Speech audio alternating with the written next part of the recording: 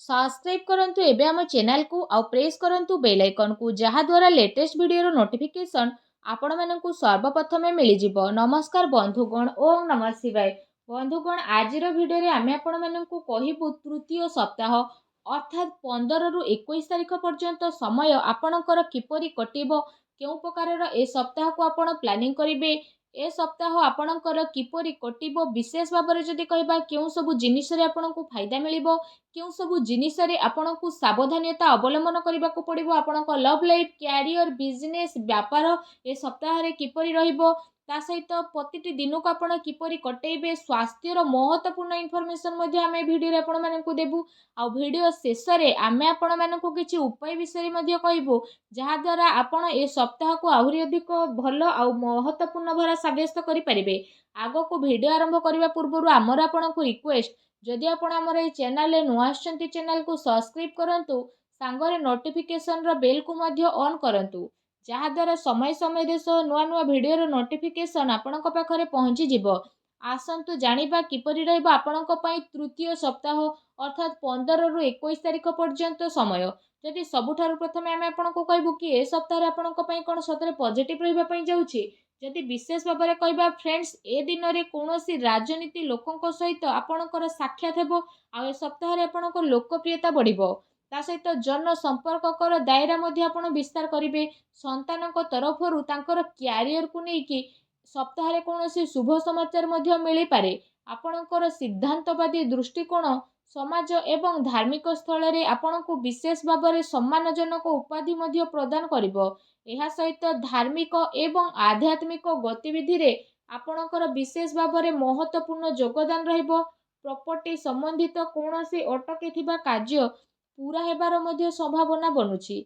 ता सहित ए दिनर समय रे आपणको बहुत भलो स्थिति रहिबो। ता सहित जदि कहिबा भाग्य एवं संतान संबंधित कार्य रे मध्ये सुविधा आपणको प्राप्त होई जिवो।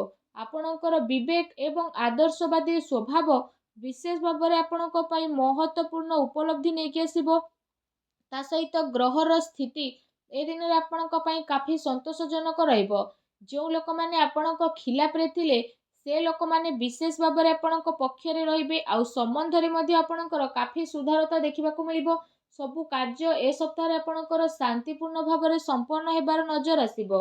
ता सहित भावुकता कारणरू वैवाहिक दृष्टिकोण आपणक काम रे सहायक प्रदान करिवो। ए दिन रे आपणकर सकारात्मक आ संतुलित भावना आपणको आगको बढ़िबा एवं निजर कार्य को सुचारू रूप रे संपन्न करिबारे मध्ये बहुत सहाय्य सहयोग प्रदान करिवो। घरे कोनोसी धार्मिक उत्सवर मध्ये विशेष भाବରେ ए दिन रे योजना बनिबो।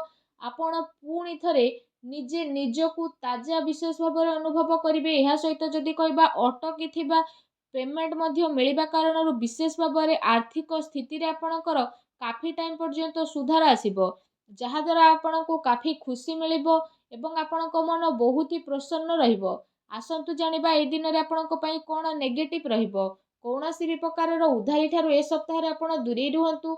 धन लेण देण संबंधित कार्य करिबा ठारू आपण छलना बा धोकार मध्ये शिकार होई पारंती। कोनोसी भी काम करिबारे अधिक भाबी चिंती कि निजर टाइम को लगांतु नाही। एहा द्वारा समय आपणक हातरू बाहरी मध्ये जाई पारे। सामाजिक संपर्क को मधुर बनाई के रखिबार अति आवश्यकता रहिछि, कारण केबे केबे किछि नकारात्मक पुरुणा कथा पुणी थरे मध्ये उठी पारे, जहा द्वारा जदि कहबा आपण निजर मनोबल रे काफी टाइम पर्यंत कमी अनुभव करिवे। निजर स्वभाव को पॉजिटिव बनै कि आपण रखंतु। ए कथार मध्ये आपणको ध्यान देबार आवश्यकता रहिछि कि आपणकर सरल स्वभावर किछि लोक माने भूल फायदा मध्ये उठाई पारंती, जहा द्वारा विशेष भाବରେ आपणक मनर स्थिति किछि विचलित मध्ये होई पारे। अन्यर कथा को सुलझेइबारे आपणकर केते सारा महत्वपूर्ण कार्य मध्ये अटकी पारे। कोनोसी प्रकारर जदि कहा सहित वादा करिसेंती तो ताको पूरा करंतु, नचेत समाज रे आपणकर इमेज बिगिड़ी पारे। आ किछि लाभदायक मौका मध्ये आपणक हातरू बाहर जिबार विशेष संभावना बनुछि। एहा सहित जदि कहिबा देखा देखी प्रक्रिया रु आपण दूरी के रुहंतु। ए समय रे धन संबंधित किछि नुकसानदायक स्थिति मध्ये हेबो, जहा द्वारा जदि कहबा कोनोसी भी प्रकारर निवेश को आपण ए समय रे बाहर करि दियंतु। संपत्ति संबंधित विवादीय मामला रे ଧ୍ୟାନ ରଖନ୍ତୁ କି ଭାଇଙ୍କ ସହିତ ସମ୍ବନ୍ଧ ଆପଣଙ୍କର ଖରାପ ନ ହେଉ। ପିଲାଙ୍କର ଗତିବିଧିରେ ଧ୍ୟାନ ରଖିବାର ଅତି ଆବଶ୍ୟକତା ରହିଛି। ତାଙ୍କର କୌଣସି ଭୁଲ ଆଦତ ବା ସଙ୍ଗତି ଆପଣଙ୍କୁ ପ୍ରୋବ୍ଲେମରେ ପକାଇପାରେ। ସେସବୁକୁ ସକାରାତ୍ମକ କାର୍ଯ୍ୟରେ ଆପଣ ନ୍ୟସ୍ତ କରିବା ଅତି ଆବଶ୍ୟକ ରହିଛି, ଯାହା ତାଙ୍କର ଭବିଷ୍ୟତ ପାଇଁ କାଫି ଲାଭଦାୟକ ସିଦ୍ଧ ହେବ। ଆସନ୍ତୁ ଜାଣିବା ଏ ଦିନରେ ଆପଣଙ୍କର ଲଭ୍ ଲାଇଫ୍ କିପରି ରହିବ। ଘରର ମାହୋଲ ଅନୁଶାସିତ ଏବଂ ଖୁସିଭରା ମଧ୍ୟ ରହିବ। ପ୍ରେମ ସମ୍ବନ୍ଧରେ ମର୍ଯ୍ୟାଦା ବନେଇ ରଖିବାର ଆବଶ୍ୟକତା ରହିଛି। ଆପଣ ଆପଣଙ୍କର ସମସ୍ୟାକୁ ସୁଲଝେଇବାରେ ନିଜର ଜୀବନସାଥୀ ଆଉ ପିଲାଙ୍କର ପୁରା ସହଯୋଗ ମିଳିବ, ଯାହାଦ୍ୱାରା ଆପଣଙ୍କର ଆତ୍ମବିଶ୍ୱାସ ମଧ୍ୟ କାଫି ଭଲ ବନିକି ରହିବ। ଅତି ସମ୍ପର୍କୀୟ ଲୋକଙ୍କ ସହିତ ମେଳ ମେଳାପ ଏବଂ ବୁଲାବୁଲିର ଏ ସପ୍ତାହରେ ଆପଣଙ୍କର ଛୋଟ ମୋଟ ପ୍ରୋଗ୍ରାମ ବନିପାରେ, ଯାହାଦ୍ୱାରା ଘର ପରିବାରର ବାତାବରଣ ଆପଣଙ୍କର ଖୁସିଭରା ଆଉ ସୁଖଦପୂର୍ଣ୍ଣ ରହିବ। ଆସନ୍ତୁ ଜାଣିବା ଏ ସପ୍ତାହରେ ବିଶେଷ ଭାବରେ ଆପଣଙ୍କ ବ୍ୟବସାୟ କ୍ୟାରିୟର କିପରି ରହିବ। ଯଦି କହିବା କାର୍ଯ୍ୟସ୍ଥଳରେ ନିଆଯାଇଥିବା ଠୋସ୍ ନିର୍ଣ୍ଣୟ ଆପଣଙ୍କ ପାଇଁ ବହୁତ ଭଲ ରହିବ ଆଉ ସଫଳତା ମଧ୍ୟ ଆପଣଙ୍କୁ ଅବଶ୍ୟ ମିଳିବ।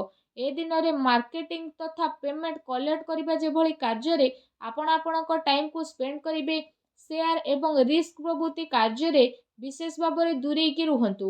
ଆପଣଙ୍କ ସହ ଛଳନା କିମ୍ବା ଧୋକାଧଡ଼ି ମଧ୍ୟ ହୋଇପାରେ। ଚାକିରିରେ କୌଣସି ପ୍ରକାରର ସ୍ଥାନ ପରିବର୍ତ୍ତନ ବିଶେଷ ଭାବରେ ଆପଣଙ୍କ ପାଇଁ ଯୋଗ ବନୁଛି।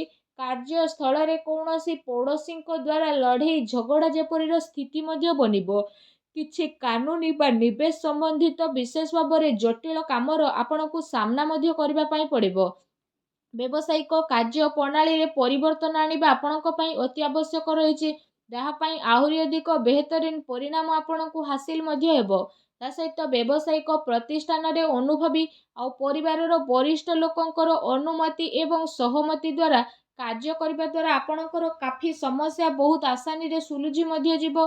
ଧନ ଲେଣଦେଣ ସମ୍ବନ୍ଧିତ କାର୍ଯ୍ୟରେ ଅଚାନକ କୌଣସି ଲାଭଦାୟକ ସ୍ଥିତି ମଧ୍ୟ ଆପଣଙ୍କର ବନିବ, ଯାହାଦ୍ୱାରା ଆପଣଙ୍କୁ କାଫି ଖୁସିର ଅନୁଭବ ହେବ। କାର୍ଯ୍ୟକ୍ଷେତ୍ରରେ ଯାହା ଆପଣ ପରିବର୍ତ୍ତନ ସମ୍ବନ୍ଧିତ ଯୋଜନା ବନଉଥିଲେ, ତ ସେସବୁ ଉପରେ ରାଜ କରିବାର ଉଚିତ ସମୟ ଏବେ ଆସିନାହିଁ। ଏ ସମୟରେ ଆପଣ ନିଜର ଅଧିକତମ କାର୍ଯ୍ୟ ଊର୍ଜା ନିବେଶରେ ଲଗାନ୍ତୁ। ବର୍ତ୍ତମାନର ଗତିବିଧିରେ ଆପଣ ନିଜର ଧ୍ୟାନ କେନ୍ଦ୍ରିତ କରନ୍ତୁ। ଏହା ଆପଣଙ୍କ ପାଇଁ ବହୁତ ହି ଭଲ ରହିବ। ଆସନ୍ତୁ ଜାଣିବା ଆପଣଙ୍କର ସ୍ୱାସ୍ଥ୍ୟ ଏ ସପ୍ତାହରେ କିପରି ରହିବ। ଯଦି କହିବା ଏ ସପ୍ତାହରେ ଆପଣଙ୍କ ସ୍ୱାସ୍ଥ୍ୟ ବହୁତ ଭଲ ରହିବ, କିନ୍ତୁ ପୁଣି ଦିନଚର୍ଯ୍ୟାକୁ ବ୍ୟବସ୍ଥିତ ବନେଇକି ରଖିବା ଆପଣଙ୍କ ପାଇଁ ଅତି ଆବଶ୍ୟକତା ରହିଛି। ଏହା ପାଇଁ ଆପଣ ଆପଣଙ୍କର ଖାଦ୍ୟପେୟରେ ଧ୍ୟାନ ଦିଅନ୍ତୁ। ତା ସହିତ ଆପଣ ଆପଣଙ୍କ ସ୍ୱାସ୍ଥ୍ୟକୁ ଆହୁରି ଅଧିକ ଭଲ ରଖିବା ପାଇଁ ପ୍ରତ୍ୟେକ ଦିନ ଯୋଗ କରନ୍ତୁ, ବ୍ୟାୟାମ କରନ୍ତୁ ଏବଂ ସୁସ୍ଥ ରୁହନ୍ତୁ।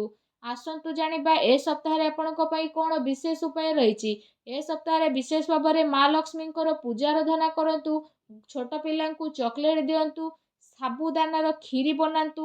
ତା ସହିତ ସେ କ୍ଷୀରିରେ ଆପଣମାନେ ଚିନି ବଦଳରେ ମିଶ୍ରି କରନ୍ତୁ। ଆଉ କ୍ଷୀରି ଯେତେବେଳେ ପ୍ରସ୍ତୁତ ହୋଇଯିବ, ତ ସେଥିରେ ଆପଣ ଅଳ୍ପ ଟିକେ କେଶର ପକାନ୍ତୁ। ଆଉ ତାପରେ ଆପଣ ସେ କ୍ଷୀରିକୁ ସବୁଠାରୁ ପ୍ରଥମେ ମା ଲକ୍ଷ୍ମୀଙ୍କ ପାଖରେ ଭୋଗ ଲଗାନ୍ତୁ। ଏହାପରେ ଆପଣ ସେ କ୍ଷୀରିକୁ ମା ଲକ୍ଷ୍ମୀଙ୍କ ସମର୍ପଣ କରିକି ଗରିବ ଲୋକଙ୍କ ଭିତରେ ବାଣ୍ଟି ଦିଅନ୍ତୁ। ଏପରି କରିବା ଦ୍ୱାରା ମା ଲକ୍ଷ୍ମୀ ବହୁତ ଶୀଘ୍ର ପ୍ରସନ୍ନ ହେବେ ଏବଂ ଆପଣଙ୍କର ସମସ୍ତ କଷ୍ଟକୁ ଦୂର କରିବେ। ମା ଲକ୍ଷ୍ମୀଙ୍କୁ ଭଲ ପାଉଥିଲେ ସଚ୍ଚା ଦିଲରେ କମେଣ୍ଟ ବକ୍ସରେ ଜୟ ମା ଲକ୍ଷ୍ମୀ ଅବଶ୍ୟ ଲେଖନ୍ତୁ ଓ ଭିଡ଼ିଓକୁ ଲାଇକ୍ ଆଉ ସେୟାର କରିବା ପାଇଁ ଆଦୌ ବି ଭୁଲନ୍ତୁ ନାହିଁ। ଧନ୍ୟବାଦ।